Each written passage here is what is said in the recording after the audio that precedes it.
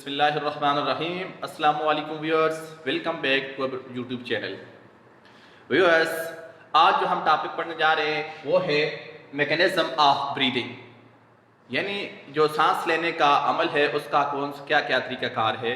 तो जो सांस लेने का तरीकाकार है ये दो फेज में होता है, यानी हम एयर को अंदर लेते हैं और एयर को बाहर छोड़ते हैं। तो जब हम एयर को अंदर लेते हैं इसको कहते हैं इंस्पायरेशन, और इसी तरह जब हम एयर को बाहर छोड़ते हैं तो इसको कहते हैं एक्सपायरेशन।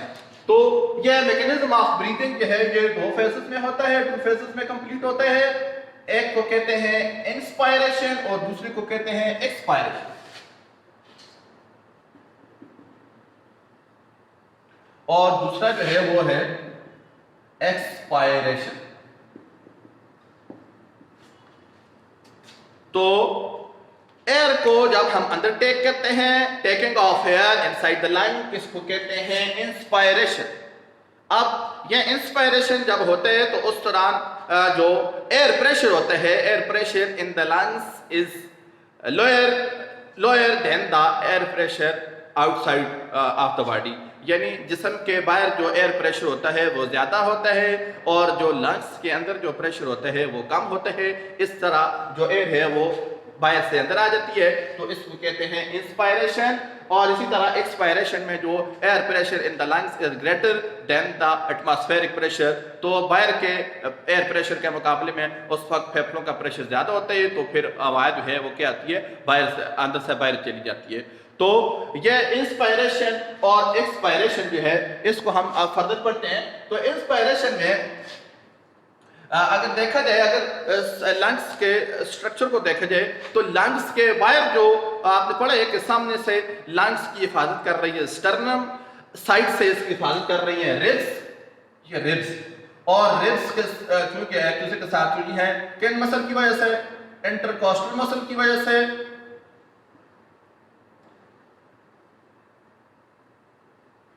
तो इन मसल की वजह से रिब्स एक दूसरे के साथ जुड़ी है। अब अगर देखा जाए निचली साइड से, तो निचली साइड से ये डोम शेप जो है स्ट्रक्चर मसल से बने हुए है, तो ये क्या है, ये आपका डायफ्राम है। तो इन डायफ्राम और इंटरकॉस्टल मसल्स का बहुत अहम किरदार है इंस्पायरेशन में और एक्सपायरेशन में। तो आइए देखते हैं कि कैसे इंस्पायरेशन का अमल मुकम्मल होते हैं और उसमें क्या क्या होता है और इन मसल्स का क्या किरदार है उसमें। तो इंस्पायरेशन में होता क्या है कि एयर प्रेशर जो है, air pressure is lower than atmospheric pressure.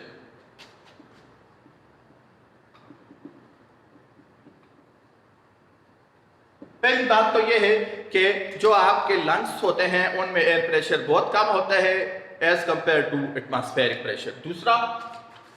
दूसरी बात यह है कि the volume of chest cavity increase. तो चेस्ट कैविटी का हजम जो है वो ज्यादा होते हैं। अब ये ज्यादा क्यों होता है, इसमें इन मसल्स का बहुत अहम किरदार है। ये दो वजूहात की वजह पर होता है कि एयर प्रेशर जो है वो और चेस्ट कैविटी का वॉल्यूम जो है वो कैसे क्यों इंक्रीज होते हैं, तो ये हम देखते हैं। तो जब इंस्पायरेशन का अमल होता है तो ये जो डायफ्राम होती है ये पहले डूम शेप होती है, रिलैक्स हालत में स्थिर होती है, लेकिन जब इंस्पायरेशन का अमल होते हैं तो डायाफ्राम जो है इसके मसल जो है वो कंट्रैक्ट करते हैं और ये फ्लैट हो जाती है। अब ये थोड़ी नीचे आ गई ऐसे, अब ये ऐसे होगी, ये डोम शेप का खत्म हो गया, इसका डोम खत्म हो गया और अब ये फ्लैट हो, तो ये फ्लैट हो जाती है डायाफ्राम। और जो आपके इंटरकॉस्टल मसल्स हैं ये सिकुड़ जाते हैं ऐसे। अगर मैं बात करूं तो ये आपकी रिब्स है, फॉर एग्जांपल स्टर्नम है, तो ये ऐसे होते हैं कि ये आपके दरमियान में जो मसल्स होते हैं ये कंट्रैक्ट हो जाते हैं, सिकुड़ जाते हैं, तो जो आपकी रिब्स है ये ऊपर की तरफ उठ जाती है ऐसे। रिब्स ऊपर की तरफ आ गई और जो आपके इंटरकॉस्टल मसल थे वो कंट्रैक्ट हो गए। इनकी कंट्रैक्शन की वजह से, डायाफ्राम की कंट्रैक्शन की वजह से डायाफ्राम जो है वो नीचे की तरफ फ्लैट होगी, ऐसे डोम शेप से फ्लैट होगी बिल्कुल। और जो आपका जो रिब के इंटरकॉस्टल मसल्स थे इनके कंट्रैक्शन की वजह से, इनके कंट्रैक्ट होने की वजह से ये चेस्ट कैविटी इंक्रीज होगी, रिब्स जो है वो ऊपर की तरफ उभरेगी, बाहर की तरफ निकलेगी। तो अब उसकी वजह से क्या हुआ, जो प्रेशर जो था लंग्स पर वो कम हो गया। जो लंग्स जो थे ये डायफ्राम भी नीचे की तरफ चली गई, ये रिब्स भी ऊपर की तरफ आ गई, तो इस पर प्रेशर कम हो गया। अब तो दूसरी बात यह है कि चेस्ट कैविटी का अंदर जो साइज है वो इंक्रीज हो गया, ज्यादा हो गया। तो इस वजह से क्या होता है, जो ही प्रेशर कम होता है तो हम हवा जो है, एयर जो है वो चली जाती है अंदर की तरफ, इसको कहते हैं इंस्पायरेशन।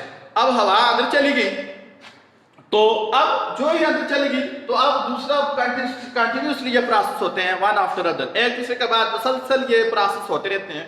तो अब क्या हुआ, इस पे जो है अब जो एयर प्रेशर जो लंग्स में है वो ज्यादा है as compare to the atmospheric pressure. अब क्या होगा फिर, अब दोबारा इनकी डायफ्राम की जो है ये रिलैक्स होगी, और इसी तरह जो इंटरकॉस्टल मसल है इनके रिलैक्स होने की वजह से, इनके मसल्स के रिलैक्स होने की वजह से क्या होगा, जब आपका इंस्पायरेशन होता है तो ये कंट्रैक्ट होते हैं, सो करते हैं ये वाले। अब इनके रिलैक्स होने की वजह से ये दोबारा अपनी असली हालत में चली गई, ऐसे डोम शेप।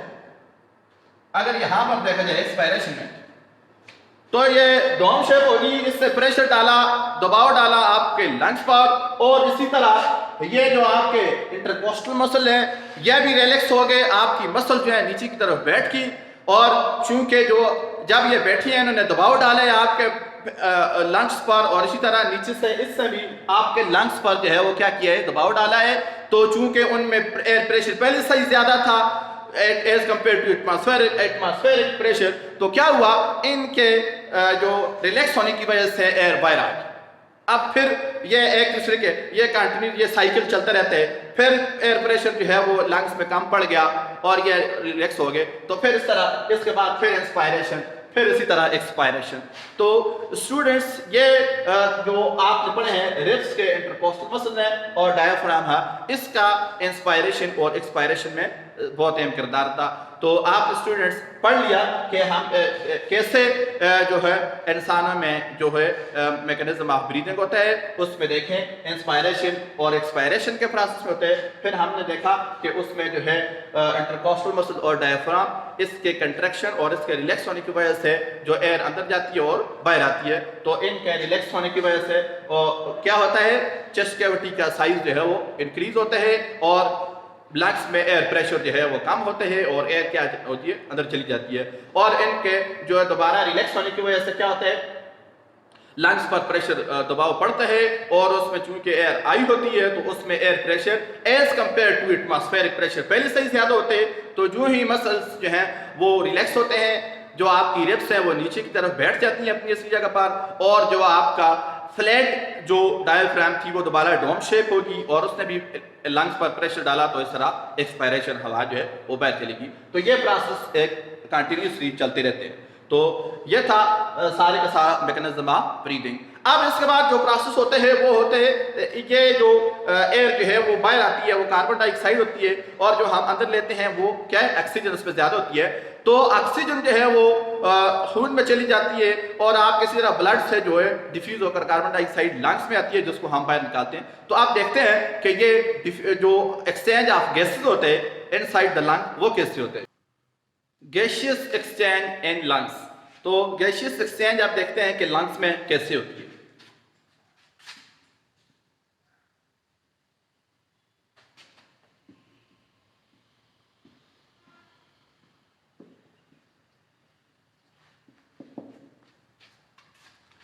तो लंग्स के अंदर एल्वियोलाई जो है वो आपको एक बेहतरीन सरफेस मुहैया करते हैं गैसियस एक्सचेंज को, कि एल्वियोलाई जो है ये माइक्रोस्कोपिक सैक्स हैं। ये अगर इनको मैं आपको दिखाऊं तो अगर ये इस तरह मैं कहूं कि इनका स्ट्रक्चर बंचेस ऑफ ग्रेप्स की तरह है, तो ये मुनासिब है। ये माइक्रोस्कोपिक सेक्स हैं, तो ये क्या है, इनके इर्द गिर्द कैपिलरीज का नेटवर्क है, कैपिलरीज का जाल इनके इर्द गिर्द बिछा हुआ है। इसकी मैं अगर एक बड़ी डायग्राम के तौर पर एक एल्विलाई को आपको दिखाऊं, तो ये अगर ऐसे ये आपके एक एल्विलाई है, तो इसके ऊपर ये नेटवर्क है कैपिलरीज का, ये जाल है कैपिलरीज का। तो एक एल्वियोलस जो होते हैं वो थिन वाल होते, वेरी थिन वाल।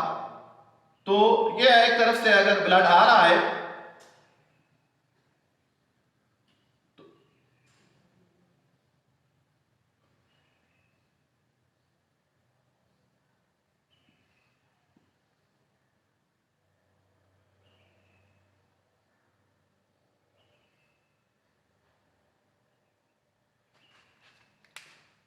इसी तरह सारा जो आप एल्विलाई है, इसके इर्द गिर्द जो है वो कैपिलरीज का नेटवर्क होता है, पूरा जाल होते हैं। और ये एल्विलाई का स्ट्रक्चर हमने पहले ही पढ़ा है कि they are very thin wall, इसकी दीवारें इंतहाई पतली होती हैं। और मैं आपको यह भी बता दूं कि ब्लड जो है वो क्लोज सिस्टम है, ब्लड जो है वो किसी जगह पर भी ओपन नहीं हो रहा, नालियों का क्लोज सिस्टम है।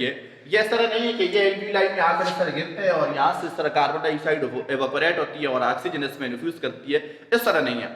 तो ये आरबीसी, ये एल्विलाई भी इसी तरह थिन वॉल होते हैं और ये इंतहाई नैरो नाली होती है। ये आपके जो आ रही है ये ऊपर से कैपिलरीज, ये आपकी जो एक वीनोल आ रही है, जो वेन है, इससे आगे ये ब्रांचेस में तकसीम होगी और इसी तरह ये इसके इर्द गिर्द बिछा हुआ है इसका नेटवर्क। तो ये जो है ये वेरी थिन वॉल होती है कैपिलरीज, और ये इतनी नैरो होती है कि एक वक्त में एक आरबीसी इसमें से गुजर सकता है सिंगल लाइन में।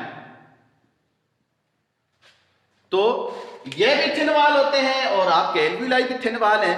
अब एल्विलाई से ये एयर आ रही है, जो ही हमने इंस्पायरेशन के प्रोसेस में एयर ली है, तो ये एक एल्विलाई में आ रही है एल्विलर डक्ट के जरिए। तो ये एल्विलाई के अंदर जो है ये यूं ही ऑक्सीजन, ये ऑक्सीजन से भर गई है, इसके अंदर ताजा ऑक्सीजन आ गई है। तो अब इस एल्विलाई के अंदर जो ऑक्सीजन है वो उसकी कंसंट्रेशन बहुत ज्यादा है। अब ये जिस्म से आ रहा है, आपका वेन के जरिए, किसी भी वेन के जरिए आ रहा है या ब्लड आ रहा है, तो ये इसके इर्द गिर्द यूं ये आ रहे हैं, इसके इर्द गिर्द चूंकि ये नेटवर्क इस तरह पूरे इसके इर्द गिर्द जाल बिछा हुआ है इसका, तो ये भी थिन वॉल है, ये भी थिन वॉल है। और ये हर जो आपके कैपिलरी है इसमें से ब्लड जो है वो एक वक्त में एक आरबीसी गुजर सकता है, ये इतने नैरो होते हैं और थिन वॉल होते हैं। अब चूंकि ये जो ब्लड है इसमें कार्बन डाइऑक्साइड की कंसंट्रेशन बहुत ज्यादा है, अब क्या हुआ, तो ये भी यहां से जो है क्योंकि इसमें ऑक्सीजन की कंसंट्रेशन बहुत ज्यादा है, ये इधर डिफ्यूज कर दी ऑक्सीजन, और इसमें कार्बन डाइऑक्साइड की कंसंट्रेशन जो है वो बहुत ज्यादा है, ये इधर आ गई एल्विलाई के अंदर। तो इस तरह यहां से फिर ये आगे फर्दर आगे चली गई इस डक्ट से आगे ब्रोंक्यूल्स में और फिर ब्रोंकाई में और इससे ट्रेकिया के जरिए हमारे जिस्म से है।